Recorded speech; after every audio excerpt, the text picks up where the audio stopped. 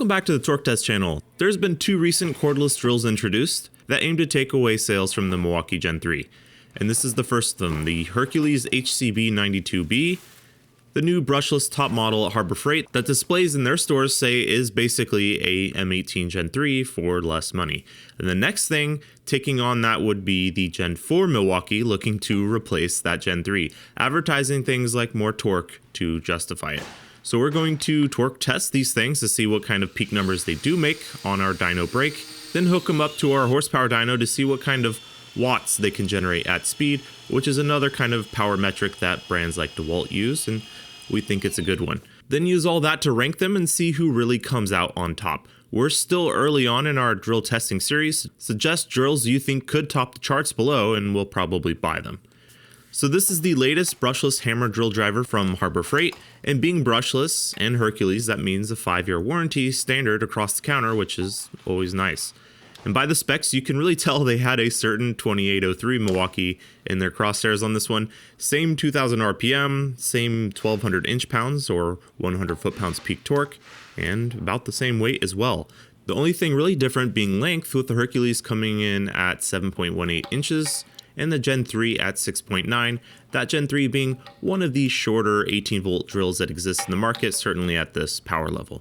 Now at the surface though, the biggest difference between these two is, you guessed it, price. The Gen 3 we bought for 150 bucks, and the Hercules is 80.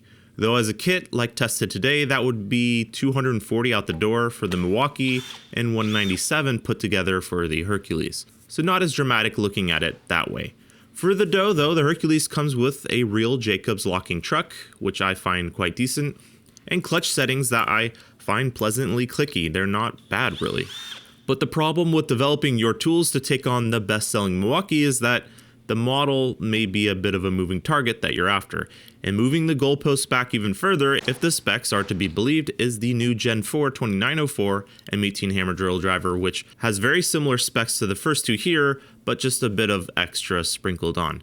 A little bit of extra red in the drill chuck ring here, and in a rare move from Milwaukee lately, a bit of extra length in the new gen, just a 1/16 of an inch though. A smidge of extra weight as well, and a one battery kit from the best we could factor math-wise here is 250 over the 240 of the previous gen. With that comes 2100 RPM over the existing 2000 and 1400 inch-pounds over the existing 1200. A very familiar looking drill here, and I'd easily miss it, even being a new model, sort of a mid-cycle refresh by the looks of it. But let's see if it goes beyond just looks. In our drill testing series, we test these tools how they are most commonly kitted out with, battery-wise, and the next up in battery technology. So basically, high output here, which Hercules has their version of, then use both to score these tools. Our first stop is the dyno brake, which both perfectly matches a torque wrench and the stall torque for your drill when plugged into this thing. As both brands only advertise this one spec for power, this should be pretty relevant to them. Though realistically, the lower you gear your drill in RPM for this low setting, the better it will do here, and that leaves high mode just not rated at all by these brands, but I digress. This is the 2804 with the included 5 amp hour battery.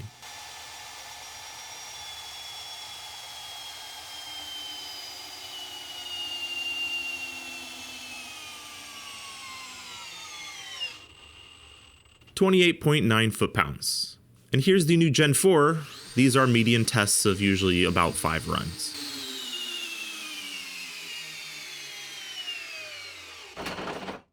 .35.1, that's a big improvement. Obviously not 100 plus foot-pounds when you're tallying these things like they're saying. These never are really. But they advertised a 16% improvement, and we're seeing like 21% here. Here's the Hercules with a standard 5 amp hour battery.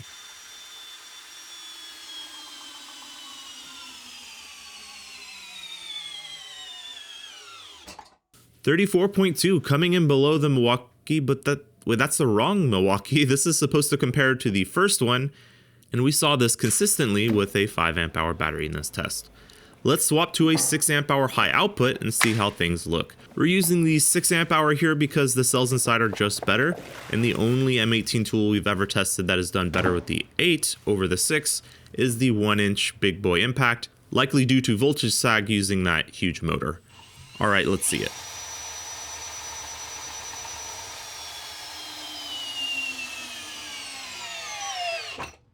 Yes, that's correct. Just going from an XC to an HO bumps this thing up from 29 to 46 foot-pounds. And here's how the Gen 4 does.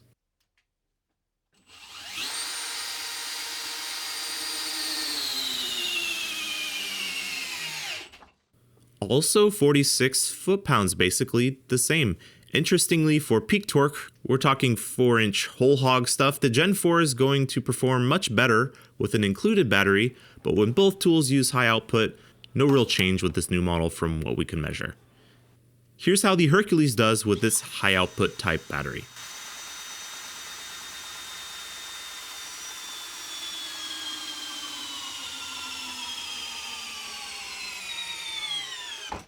$42.8, quite good, but not the humongous change from battery type we see with Milwaukee's, and therefore lower here. On a DeWalt DCD 999, for example, we see it going from just 35 to 38 foot-pounds from a standard 5 amp hour to a 6 amp hour 21700 cell pack. Like no other tools we've tested from this brand, if you own a top-of-the-line Milwaukee drill, consider high output batteries. Not often something you'll hear us say that you really should be using, but here you can park a bus in that type of gap.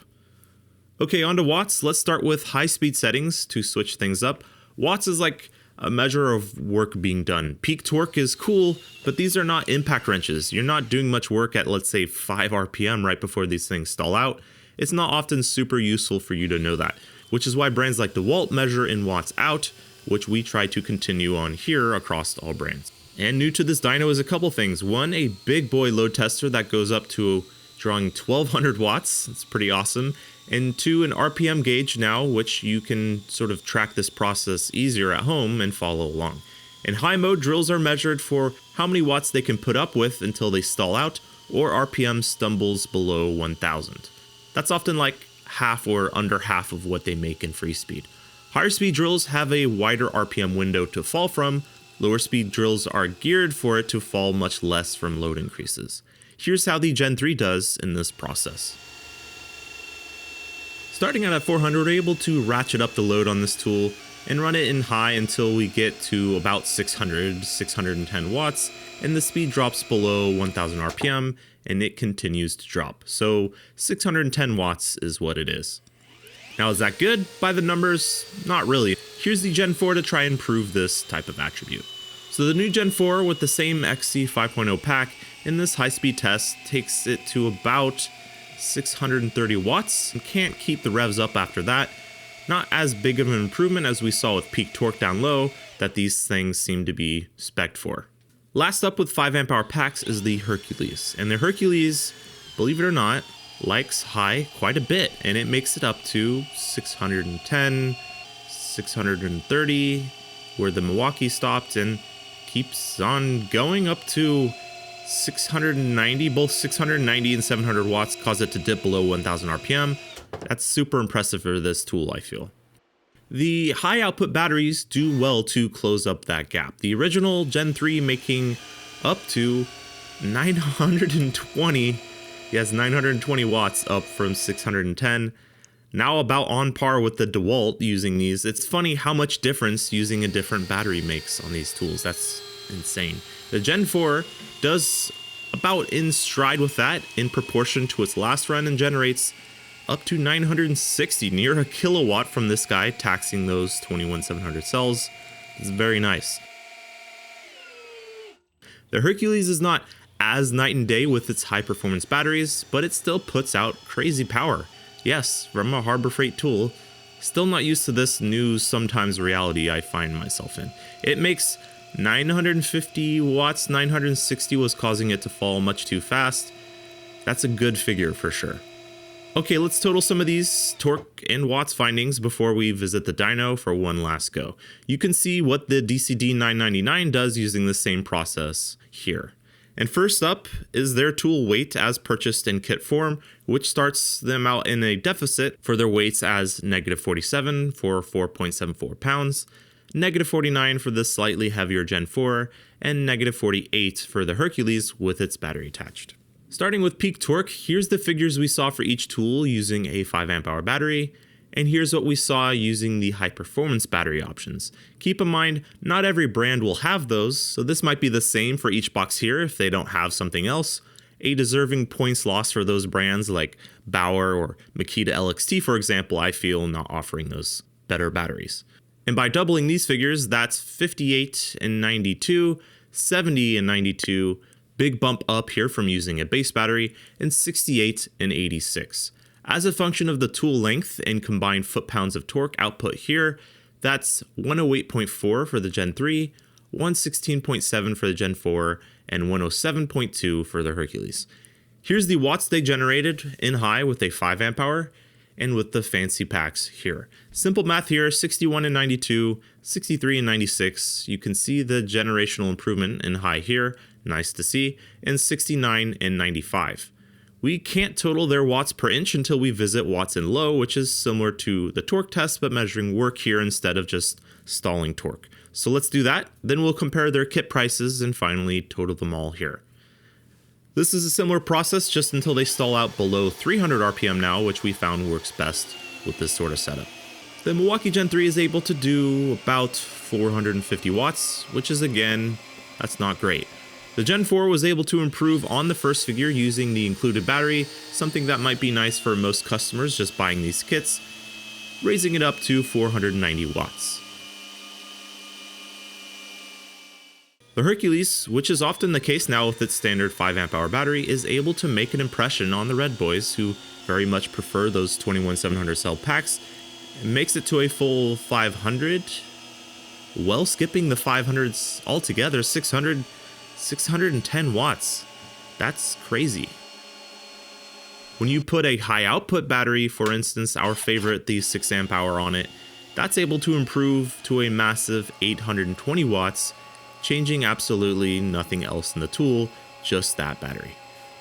Though on the second figure was not able to improve on the 820 for whatever reason, and in our case, dropping below it with 810, which mirrors what we saw with peak torque. If you'll remember, these tools made basically the same with high output batteries.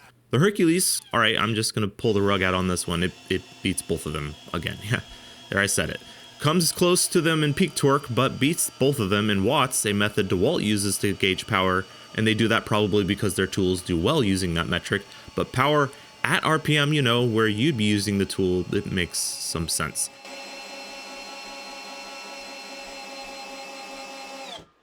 That's 45 and 82 points for the Gen 3, 49 and 81 for the Gen 4, and 61 and 83 for the Hercules. This whole time we've been wanting to compare to, well, we bought it to compare to the Gen 3, but if anything, this Hercules has been taking on the Gen 4. Harbor Freight didn't even know about this guy when they were working on this tool. As a function of average watts made here and tool length, that's 101.5 here, 104, and 107.2. Yes, the exact same 107.2 as here. That's using separate formulas on a different data set. Crazy. A very balanced tool in torque and power at RPM. DeWalt's favoring watts and Milwaukee seems to favor torque. Makes sense for a brand advertising watts versus a brand advertising torque.